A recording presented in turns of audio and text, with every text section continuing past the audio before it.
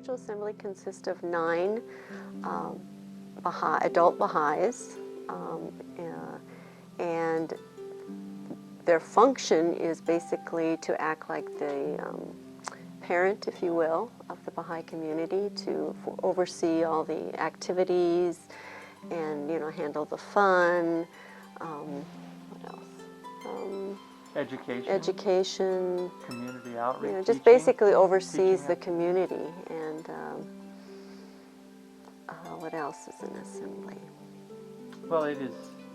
We don't have a clergy. Yeah, we don't have a clergy, So it falls to the Baha'is themselves to administer all the affairs of their faith life and their interactions then with the larger community. And that's the role of the assembly, is those elected Baha'is are charged with administering all of those affairs of the faith and to encourage the individual Baha'is to fulfill their role and their obligations and responsibilities as adherents and followers of Baha'u'llah and his cause. And the members are elected by the Baha'i community, and there's no campaigning or anything like that, no electioneering. It's all just each individual who's eligible is voted for. Which is really something that I think attracted both of us to the faith, was this idea of getting away from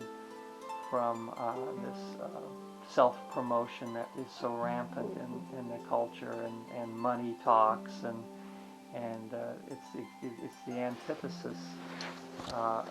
The Baha'i election process is the antithesis of that, where it's self-effacement and service that are the calling card for Baha'is. And I think another thing, that when there are issues in the community or problems that the assembly has to deal with, those problems are dealt with not only through of course the laws of the faith but through spiritual principles, which is different from the outside world and how we handle different situations and problems within communities. But I think through the spiritual assemblies, there's that aspect, that they look at the spiritual ways to solve different problems and apply those spiritual principles to problems.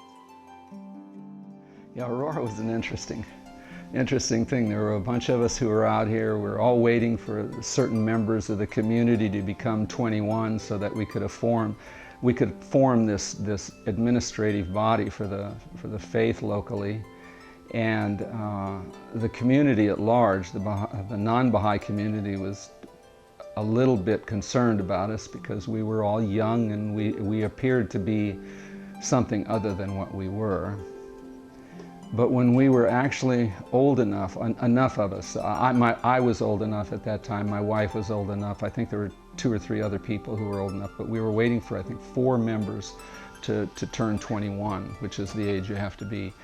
And when that happened, it was pretty amazing. It was all of a sudden we were legitimate, so to speak, in our own mind. I don't know if we were legitimate in anybody else's mind.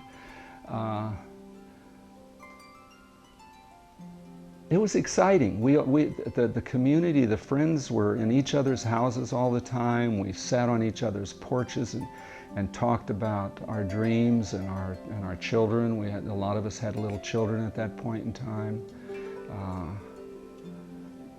It was neat. It was a neat time. In 1974, I was living in Omaha, and unattached, basically. There was nothing holding me there other than the Baha'i community there, but we were still pretty free and easy, my lifestyle. And we got a phone call, and we moved to Aurora to help form the first local spiritual assembly, which is the governing body of the faith. And we moved Labor Day weekend in 1974, and it was a surprise, not realizing that I would be spending my next 35 years in Aurora, Nebraska. I, that I never thought. But I believe that it's important to stay and to help teach the faith here. Although I wasn't on the original assembly, I did serve on the Aurora Assembly probably in the first 10 years, I believe. And I have to say that the impact, whether it had that impact on Aurora, I know the impact that it had on the Aurora Baha'i community, or the Aurora community altogether. That early assembly was incredibly unified. Despite our differences, we were very harmonious. We all had children growing up the same age. And I remember one time as we all sat around at a coffee shop, which was a regular event each Saturday, coming together as families and individuals, and then we'd go out from the coffee shop. And I remember someone saying, you know, how many Baha'is are here in Aurora? And someone was sitting there with us who wasn't a Baha'i at the time, but said, oh, there's about 100. And that was the impact of this community of 9, maybe 12 people had on Aurora.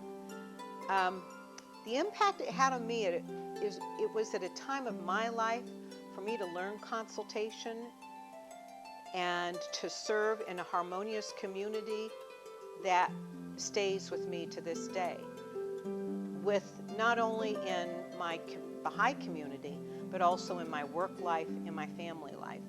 So I think these experiences that we had here in Aurora in its early years had an impact, across the board.